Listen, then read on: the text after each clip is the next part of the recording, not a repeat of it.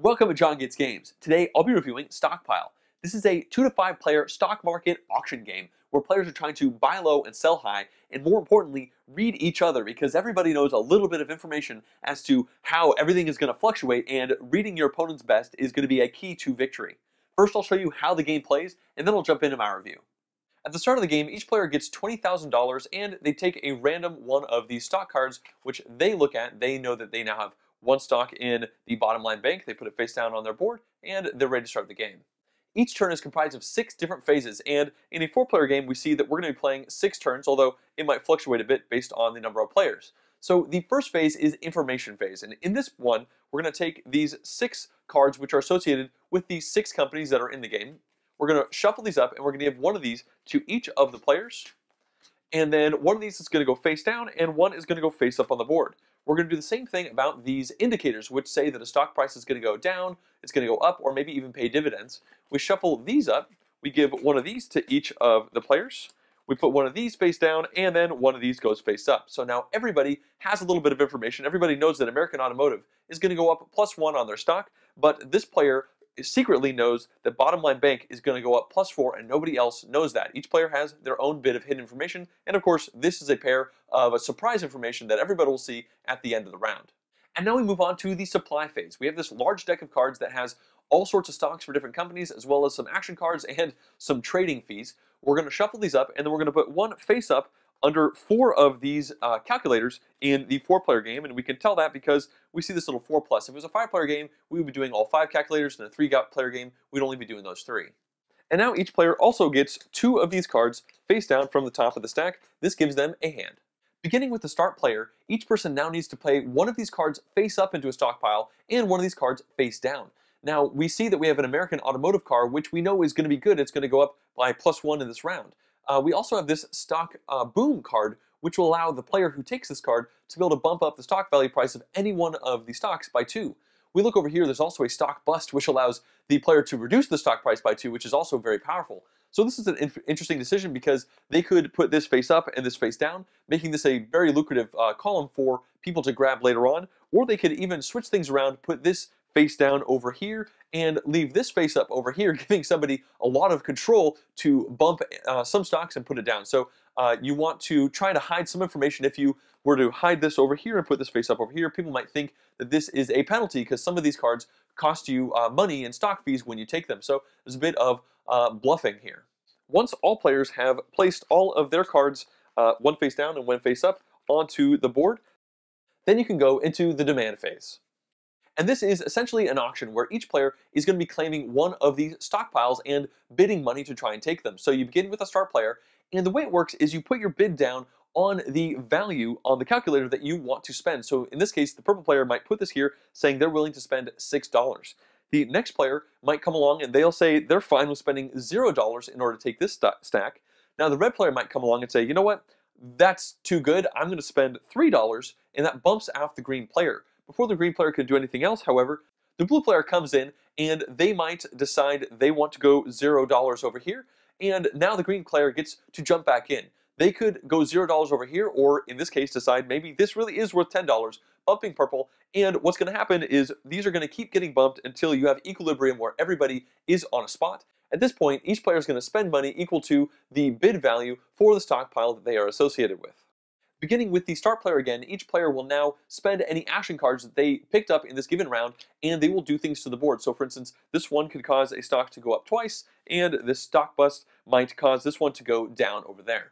We've now reached the 5th phase, which is selling. So starting with the start player again, they can now sell as many stocks as they want from their hand, and they're going to get money equal to the current stock value. So for instance, this bottom line bank is now worth $7, whereas these other 3 stocks, they haven't fluctuated at all, so they're all worth $5 each. Now, considering this purple player actually knows that the bottom line bank is going to go up by 4 in this round, they're definitely not going to want to sell this stock, but instead they might have a bad feeling about purple. They might decide to sell one of these to get $5. Another thing about this is it gets them money which they can then spend in the next auction, so it gets them liquid to buy some more stocks. So this could go away and they'd get $5,000 for it.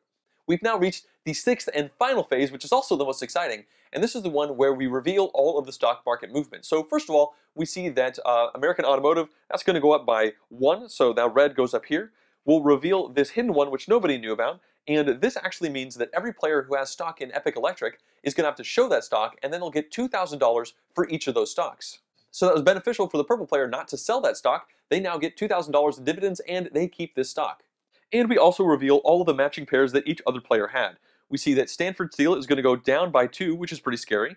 We can see that Cosmic Computers goes up by 2. We see that Leading Laboratories goes down by 3, which is really good that the purple player sold that one stock, although maybe they should have sold both of them.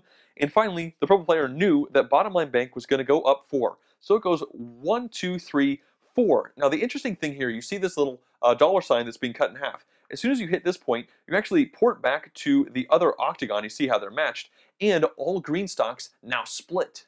When the split happens, each player takes all of the stock of that color that they have, and they move it over to this 2x zone. They prove that it's the right color, and they flip it over, and each stock in this area counts as 2 stock for the purposes of selling, so essentially double in its value. If you split a stock that's already split over here, then you get an extra $10,000 just right into your bank for each one of those. The opposite of stock splitting is bankruptcy. If you ever have a stock go below 1 into this trash can, then every single player who has any of that stock has to immediately discard it and get nothing for it, even if they're in this stock split area. So that's pretty bad for all these players. And then the stock value bounces back to 5, but again, nobody will at this point have any of that stock in their areas. At the end of each turn, you move this marker over once, and you pass the starting player token once to the left. Once the game goes through all of these different rounds, the game will be over, and every player will sell all of the stock they have in front of them for the current stock price at that moment. Whoever has the most money wins. Before I move into the review, I want to show 2 extra kind of expansion variants that come with the game. The first is on the back side of the board, you'll see this different stock market area where each of the companies has a very different setup. We see that Cosmic Computers has a very short one. They start here and they can easily split, but they can also very easily go bankrupt. Whereas you have the Stanford Steel, which is a huge track. It starts over here. It can split very easily right from the very beginning. But if you'll notice, it goes from 4 to 4, 3 to 3, 2 to 2. So bumps up on this track are a lot less lucrative. However, the Stanford track is the only one that's different this way. It actually has some dividend payouts on it. So when you move this token over to this spot with its dividend payout, then everybody gets $1,000 for every one of these gray stocks they have. And in fact, up here, they'll get $2,000 for all those gray stocks. So as you can see, it adds a little bit of variety where some stocks are much more secure than others. And the other thing I want to talk about is this investor pile. Now, these are all kind of special abilities that you can unlock, or not unlock, you can have from the very beginning of the game. If you want to use these, you're going to pass 2 of these out to every single player. They're going to pick between the 2, and they're actually going to tell you the starting amount of money you begin with. So it's not 20,000. In this case, if you picked Golden Graham, you would only start with 16,000. But then they have a variety of quite powerful abilities that they can use throughout the game. For instance, this one right here will let the player look at all the face-down cards in one of the given stockpiles. And this one will give you an extra $1,000 every time you sell any piece of stock. So now let's begin the review for Stockpile, and we'll start with a few positive points. The first of these relates to the supply phase of the game. This is the one where you have 2 cards in your hand, you have to put one face down and one face up into the various stockpiles. And I think this is an excellent incentivization mechanic. It's a really well done implementation in this game because you have the usual things you have to think of with this type of thing. And it's not new in this game. Colorado uses it as well as other games where you are trying to put bad cards into stacks that already look good, and in this case, maybe face down so that they take it not knowing what it's going to be and then suffering the consequences. But you also want to put good cards into piles that you want to take, maybe for a good price, and you might want to put that card face down so that people don't see it because they know that it's good, but only one can be face down and one can be face up. So it's a really interesting decision, not only where you put these cards, but which one is actually showing. If you show a bad card and then hide another card, people are, well, I'm not sure what they're going to think. They might think that's a really bad card, or maybe they're probably going to think it's a good card and you're trying to hide it, and then they're more likely to take that pile. But what if they are both bad cards? Then you might have just gotten into their head a bit. So it's a great implementation of this incentivization mechanic, and it's just probably my favorite part of playing the game in general. Positive number 2 relates to the scarcity of information in this game and how that creates a great bluffing atmosphere where players are really playing off of each other and the actions that people are doing. Now, this is the part where there are 6 different companies, and every single one of these companies is going to have something happen to it in every turn of the game. It's going to go, the stock market price is going to go up, it's going to go down, or it's going to pay out dividends. And the question is just how much and in what direction. So each player has a private piece of information. They know one company and what it's going to do that nobody else knows. There's a bit of public information as well. And they're going to play their turn knowing this. Like that's going to dictate how they put the cards out into the stockpiles. It's going to dictate how they do bidding in the auction to buy these stockpiles. And most importantly, it's going to dictate how they're going to potentially sell stocks. And selling stocks happens one at a time around the table. And this is the part where bluffing can really come into play, where someone might know something and try to telegraph something else by selling a stock in one way to make other people like do a run on the banks, and then they find out actually that stock went up, and this person just sold one of them and kept 3 behind, and now it splits and they're really happy. And you can definitely play the players around the table in addition to just the game, and all that comes from this really simple mechanic of just each person knowing one piece of information and playing around it. It's a very cool idea. Positive number 3 relates to the 2 different board types that you can play with in this game. You have a fully symmetrical side of the board where every single company is functionally identical, and the only real difference is how they're going to fluctuate as the game goes on. But then on the back side, there is a significantly more interesting asymmetric board where the companies are very different from each other. You have a tech company that could split its stocks really fast but then go bust really easily. And then you have a steel company which, when a stock market price goes up, it doesn't actually get that much more worthwhile, but it will pay out dividends as it's going up, and there's a variety of other companies in between.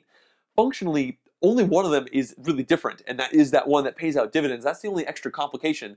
The rest of them just split faster or go bankrupt a little bit sooner or later, and various fluctuations there. And this adds so much more to the game. I strongly recommend, honestly, that everyone just plays the asymmetrical side. I think it's a much more interesting experience, but it is also good that there is that symmetrical side. In case the asymmetry bugs anybody, it's great to have the option, even though I think one of them is better than the other. It's just cool that they're in the box. It feels like something they could have easily put into an expansion, but it's here in the base game, and I'm really glad for it.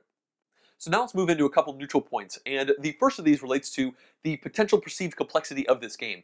There are 6 different phases to every single turn, and all of them are important. The order in which you play them is important, but it is not a very complicated game, and it kind of feels like it is when you first start trying to teach it to people. I would recommend teaching this game while playing the first round, honestly. Explain what you're doing in this first round, and then maybe a little bit about the next round, like when you're doing the supply phase, putting the cards down, say, well, we're going to do an auction. You can see the little points on the thing, but not actually get into the specifics of how each one of these future phases work until you get to them. Because if you just teach people by just laying it all on them right at once, which I have tried, it can sometimes just be overwhelming. And I've seen people kind of lock down and be like, oh, kind of scared of the game, and then they play a round or two and they're like, oh, this is simple. Like, it does make sense. That being said, every time I've played this game, I've gotten out the rulebook and had the back page right next to me with all the phases on it so that I don't screw anything up. And you know what? Last time I played, I completely missed the sell phase until after we had done all the modifications to the main board, which is pretty important. So even though I played this game before and I had the player right in front of me, I still got one of these phases out of order, and it's important to put these things in order. So anyway, this is a neutral point because there is a perceived complexity that's possible here, but you can definitely tell people that don't worry, this is not a complicated game. It's worth it once you get through all the steps to see how this all works. They're all necessary. There's just a few of them. Neutral number 2 relates to the demand phase of the game, which is the auction where you're trying to buy those specific stockpiles. And I have a couple things to say about this. The first thing is there is definite potential for analysis paralysis here. I had some, and I saw it in some of the people who are playing the game with me, and the reason for this is because you are spending victory points, essentially. Like the game, when the game is over, whoever has the most points wins, and you spend, or the most money wins, and you spend this money at a 1-to-1 ratio in order to buy these stockpiles. So unlike some games where you have an auction and you're spending a resource to get things, but that resource, you know, maybe converts at 5-to-1 to victory points or something like this, here, man, it really feels like you can lock down trying to think, you know, is this going to be worth it? How much are these stocks worth right now versus how much money am I spending? And it's really easy to spend way too much on these auctions. And if I'm being honest, that's me. I'm the guy who spends way too much on these auctions at the wrong time and then does not have the money to buy the right auctions. I'm really terrible at this phase, but that's not necessarily why this is a neutral point. Some people are really good at this phase, as I've witnessed, as I've been crushed while playing this game. I feel like it's worth noting that analysis paralysis can creep in pretty strong at this point in the game. It's a good auction. I don't have a problem with the auction, but it's a really important auction, and the ramifications of this important decision that you're making can be pretty significant on how well you do in the game in general.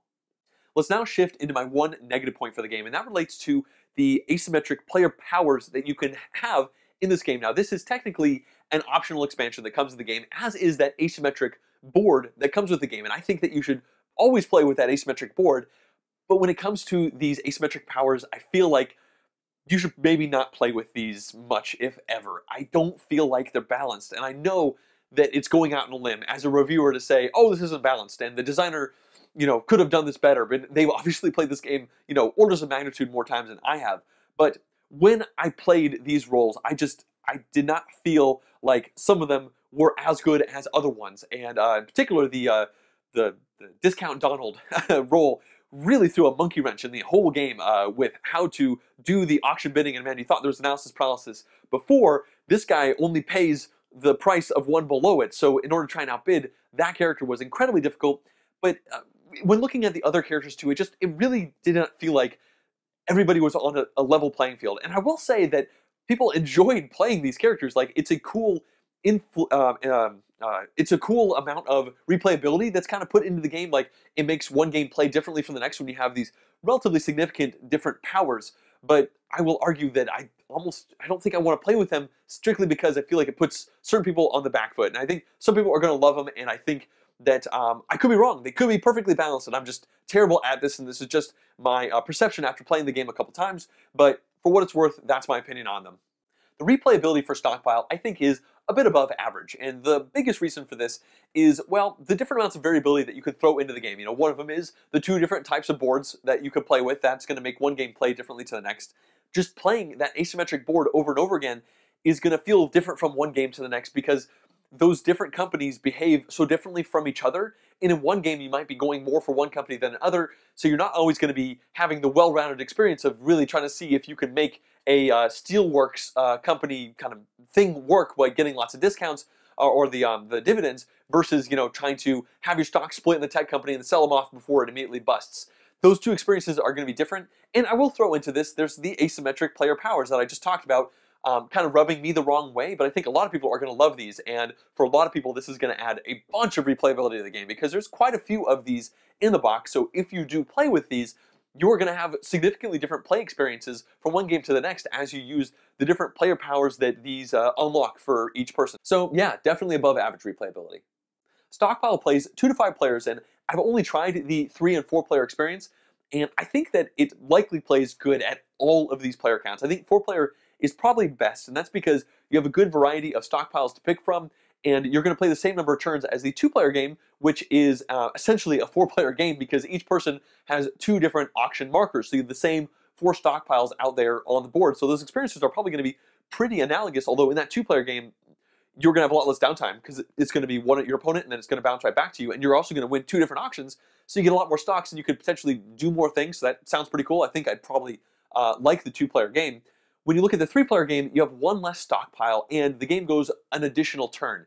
And I think the reason for that is to balance out for the overall game time because you have 1 less person, so it's probably going to be a similar length game, but I like having the variety of those stockpiles. And then when you go to the other extreme, when you go to the 5-player game, you play 1 less round, and you have 5 stockpiles to choose from. So again, it probably takes a similar amount of time. I wouldn't be surprised if it was longer than a 4-player game, even though it was 1 less turn. Just because now you have 5 stockpiles to analyze on the auction and where you're going to put these cards down. Man, there's a lot going on. That being said, it probably plays good at 5. I just haven't tried it. So yeah, it's probably good 2 to 5, but I think 4 is probably best. In conclusion, Stockpile has been an odd experience for me overall. I can look at the game and say that I see a really good design here. It's got great decisions from the start to the end. It has a bunch of different phases, but they all make sense. You have incentivization mechanics of trying to put those cards down in the right stockpiles. You've got a really good auction where you're trying to pull those, get the right pile into your area. You've got some bluffing as to what your opponents are doing and, whoa, should I sell my stock now or should I maybe hold on to it? Also, maybe you just need to sell stock in order to get some money so that you can buy more stocks in the next round. All this stuff comes together really well. And on the other hand, I am terrible at this game. I have come dead last every single time I've played it.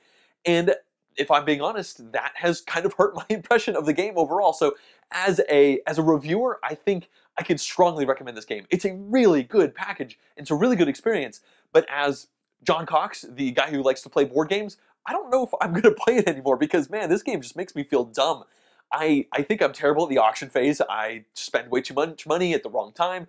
And I I usually have my score doubled by the people who win, and usually everybody's clustered in like the 120s and 130s, and my high score ever, I think, was 70, and I've definitely had 40-point games. So take that with a grain of salt. I think that it's a really good game. It's not really for me, which surprises me because, man, I really thought I was going to be better at this game in general, and there is something to be said also for continuing to play a game you're bad at to try and get better, but at a certain point, you got to cut your losses. So to wrap it up and to say it again, I recommend this game. It's a really good game. I'm just not sure if I'm going to be playing it anymore. I'd like to thank everyone who's been supporting this channel through Patreon, including the producer level pledges. If you too would like to directly support this channel, you could do so at patreon.com/JonGetsGames. Also, if you'd like to see more in-depth board game reviews like this one, as well as full game playthroughs and vlogs, please subscribe to my channel. Thanks for watching.